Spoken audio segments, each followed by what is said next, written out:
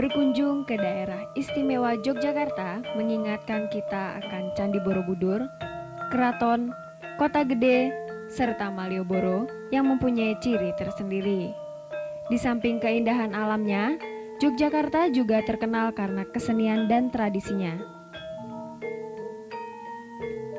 Di sebelah utara alun-alun selatan, terdapat sebuah masjid yang dikenal dengan Masjid Gede Kauman, yang didirikan tanggal 29 Mei 1773 pada masa Sultan Hamengkubuwono I.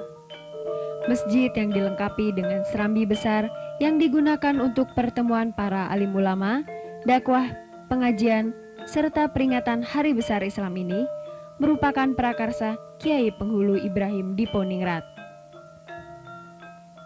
Pada tahun 1867, serambi masjid pernah rubuh terguncang gempa. Meski renovasi dilakukan dengan mengganti materi di beberapa bagian, namun dalam segi bentuk keaslian bangunan tetap dipertahankan, seperti dinding-dinding masjid yang terbuat dari tumpukan batu bata tanpa semen. Bagian dalam masjid dilengkapi dengan mimbar berunda, tempat imam memimpin sholat berjamaah, maksura, tempat khusus untuk mengamankan sultan dalam melakukan sholat di zaman penjajahan dulu.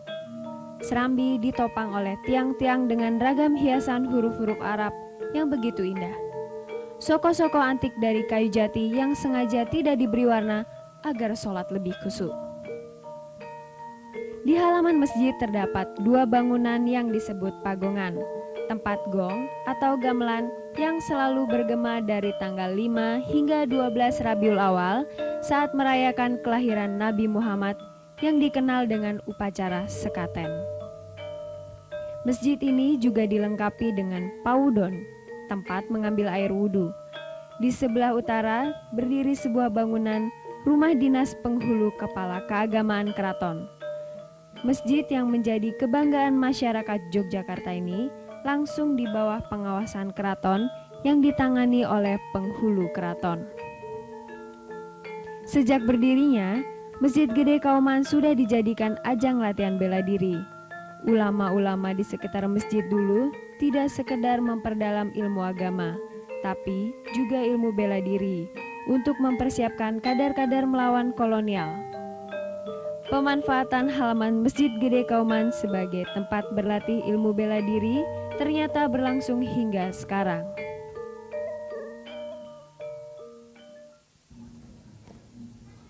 Salam olahraga. Halo pemirsa, bertemu lagi dengan saya Nira Stenawati di Pencaksilat Menembus Dunia.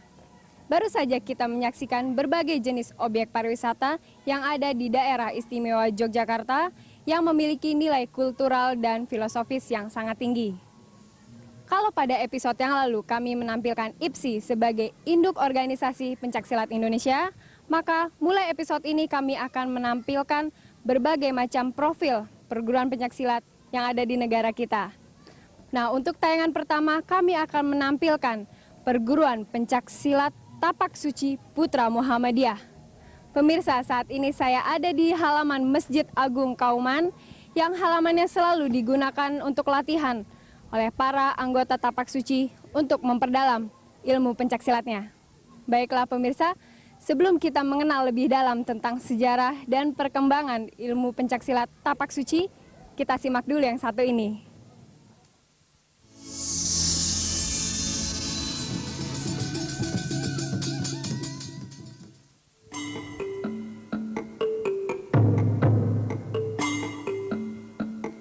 Seminggu 3 kali, halaman Masjid Kauman ini selalu dipenuhi oleh calon-calon pendekar yang begitu semangat melatih tangan dan kaki mereka untuk bersilat melalui perguruan Tapak Suci. Di masjid ini pula lah para anggota Tapak Suci memperdalam ilmu agama lewat ceramah dan pengajian.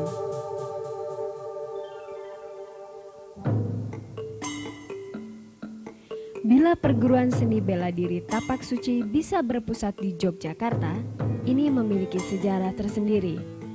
Adalah dekade tahun 60-an saat rakyat Indonesia dilanda kegelisahan dan ketakutan karena negeri tengah diporak-porandakan oleh kaum komunis.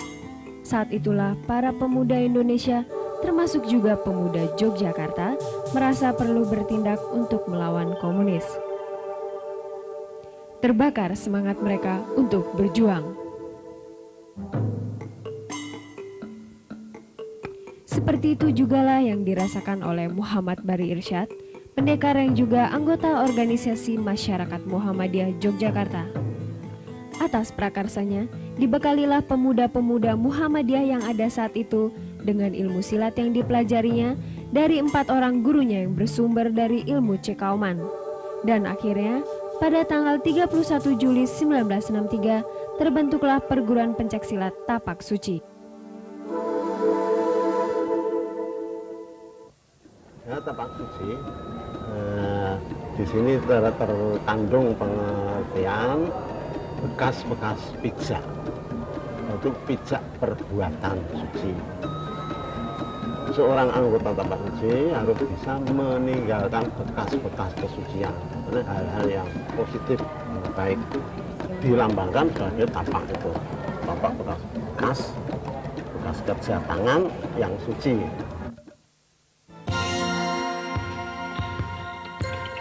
Pada masa perkembangannya, Tapak Suci telah mengalami 3 kali pergantian nama. Awal berdiri bernama Persatuan Pencaksilat Tapak Suci. 3 tahun kemudian berubah menjadi Gerakan dan Lembaga Perguruan Seni Bela Diri Tapak Suci Putra Muhammadiyah. Dan akhirnya, pada tahun 1972, nama pun berubah kembali menjadi Perguruan Seni Bela Diri Tapak Suci Putra Muhammadiyah. Sehingga di tahun-tahun berikutnya dengan menyebut Tapak Suci pun orang langsung berpikir dengan ilmu bela diri. Itulah perguruan seni bela diri yang merupakan satu dari 10 perguruan silat yang turut mendirikan induk organisasi pencaksilat IPSI.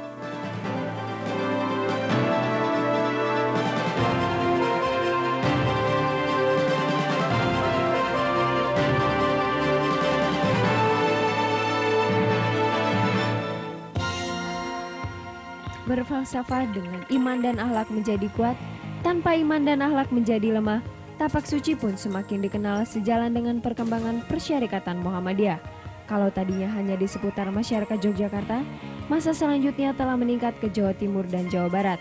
Bahkan saat ini sudah meluas hingga ke 27 provinsi serta di beberapa negara di Asia dan Eropa dengan jumlah anggota seluruhnya berkisar 1 juta orang.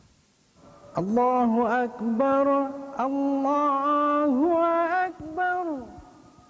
Landasan Tapak Suci adalah ajaran Islam dengan dakwah amar ma'ruf nahi mungkar. Tak salah bila dalam porsi latihannya, para anggota tak sekedar dibekali ilmu bela diri, tapi juga pendidikan rohani dengan sholat berjamaah, berceramah agama, serta membaca ayat suci Al-Quran bersama-sama. Kita menjadi orang yang beriman harus menjadi orang yang punya harapan, harus menjadi manusia yang punya cita-cita, harus menjadi manusia yang punya tujuan. Hidup tanpa tujuan, tanpa cita-cita tidak ada artinya sama sekali. Berdasar semangat berani melawan komunis pada masa berdirinya, Tapak Suci memilih merah sebagai warna seragam pakaian dengan strip kuning pada leher, lengan, dan kaki. Meski begitu, untuk kegiatan pencaksilat yang berkaitan dengan IPSI, perguruan ini tetap menggunakan seragam nasional IPSI hitam-hitam. Untuk putri, wajib menggunakan jilbab hitam. Gambar telapak tangan kanan berjari rapat dipadu kelopak daun, bunga melati, mawar, dan sinar matahari. Keseluruhan gambar yang menjadi logo perguruan ini mengandung arti bertekad bulat mengagungkan asma Allah kekal abadi. Dan dengan kerendahan hati, berani menyerbakan keharuman, mengutamakan keeratan serta kejujuran.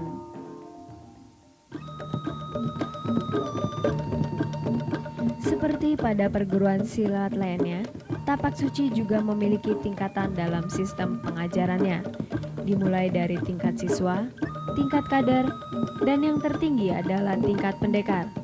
Semua tingkatan tersebut dibedakan dari warna sabuk yang digunakan, yaitu sabuk kuning, sabuk biru, dan sabuk hitam.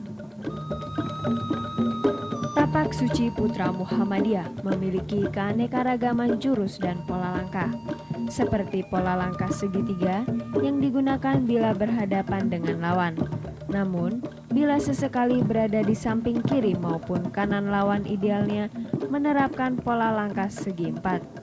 Juga ada pola jatuhan yang tidak menyakitkan, serta dalam posisi jatuh pun mampu menghindari bahkan sesekali melakukan serangan. Inilah yang disebut harimau tidur. Sedangkan jurus-jurus yang ada hampir seluruhnya menggunakan nama-nama binatang seperti jurus Raja Wali yang merupakan ciri khas perguruan tapak suci.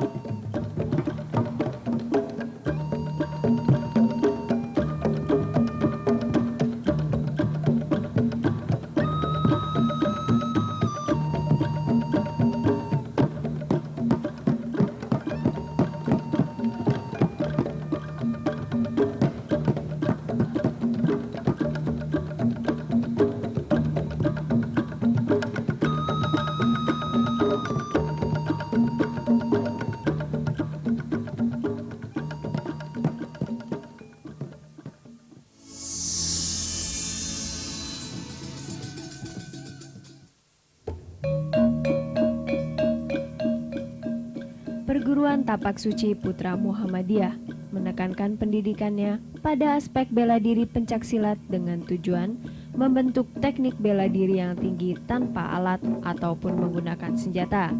Meski pada dasarnya, bila dalam keadaan terdesak, benda-benda yang ada dalam genggaman pun mampu dijadikan senjata.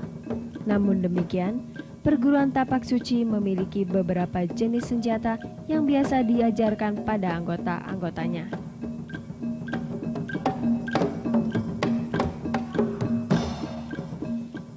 Trisula dengan 3 tanduk merupakan khas senjata kombinasi Jawa dan Cina.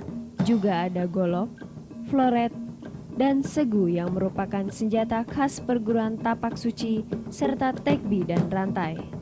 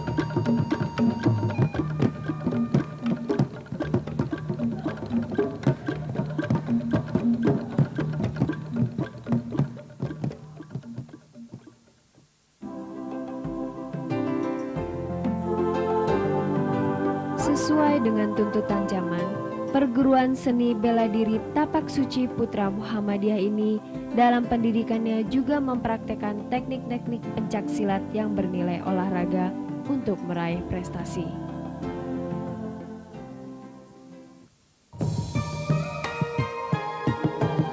Di antara sekian atlet pencaksilat Tapak Suci yang mampu berkibar di arena pertandingan paling bergengsi yaitu Abbas Akbar, putra kedua dari 6 bersaudara dari keluarga Pak Jafar Hatama Rashid.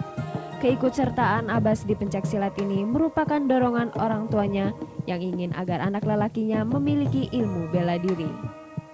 Dengan saya belajar bela diri, saya mendapat keyakinan diri. Dan saya tentunya selain saya berprestasi belajar ilmu bela diri, saya juga menyiarkan dakwah Islam saya sendiri. Sejak bergabung dengan Tapak Suci tahun 1982, prestasi demi prestasi berhasil diraih oleh pemuda yang memiliki hobi berenang dan menyanyi ini. Di tingkat nasional, medali emas selalu jadi miliknya. Prestasi internasionalnya tercatat mulai tahun 1992 ketika berhasil menggait perak di kejuaraan dunia di Jakarta. Setelah itu, medali emas menjadi milik Abbas di SEA Games Singapura dan Chiang Mai.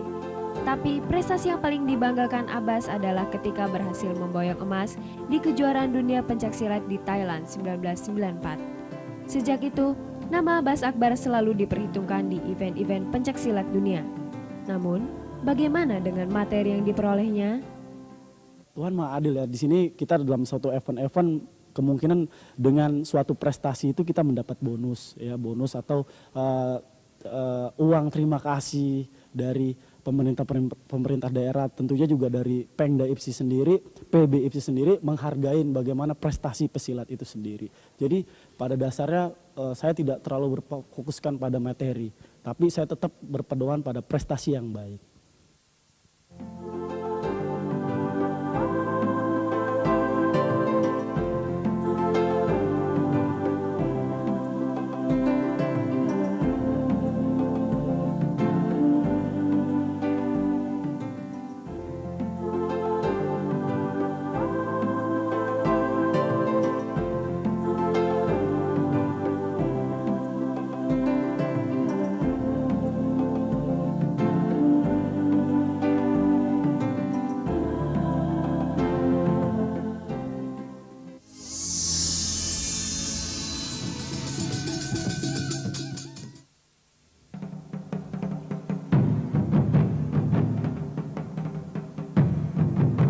Meski tanpa donatur dan pungutan iuran dari siswa tidak terlalu besar, namun perguruan ini mampu melangsungkan kehidupan organisasinya. Ini karena perguruan Tapak Suci mampu memanage perguruannya secara modern. Dana lainnya yang diperoleh oleh perguruan ini dalam membiayai kebutuhan operasionalnya diantaranya infak kader dan pendekar, administrasi ujian, dana pembinaan dan persyarikatan, dan sumbangan zakat.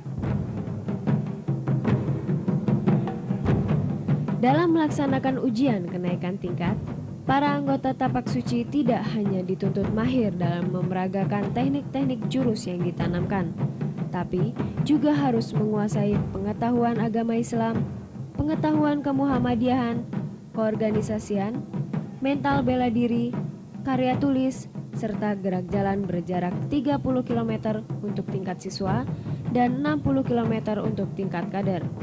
Untuk ujian gerak jalan ini selalu mengambil lokasi Kaliurang.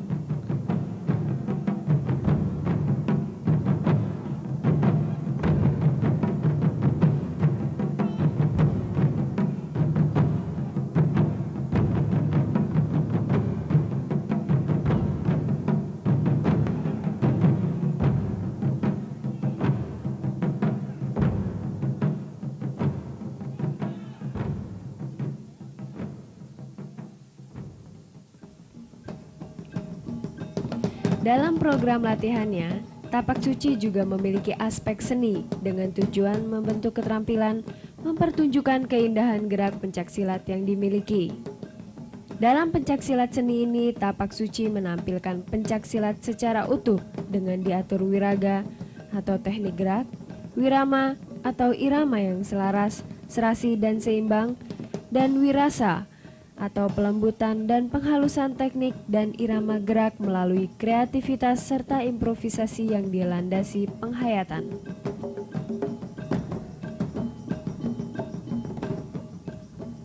Semua ini tentu dengan satu tujuan, untuk mendapatkan satu nilai seni yang tinggi. Untuk itu, dukungan irama musik amat diperlukan.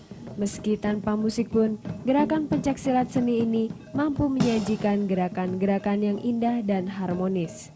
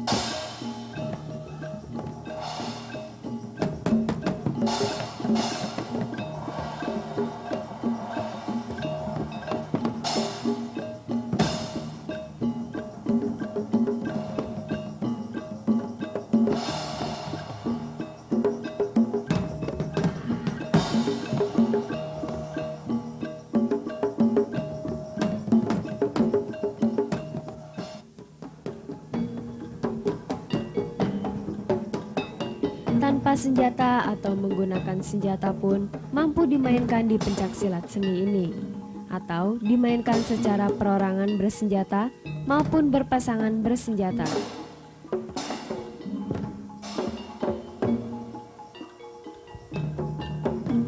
Namun akhirnya ilmu bela diri tapak suci yang ditempa kepada anggotanya secara intensif tak sekedar untuk bela diri, tapi juga mampu membentuk kemampuan pengendalian diri yang tinggi kepada murid maupun anggotanya.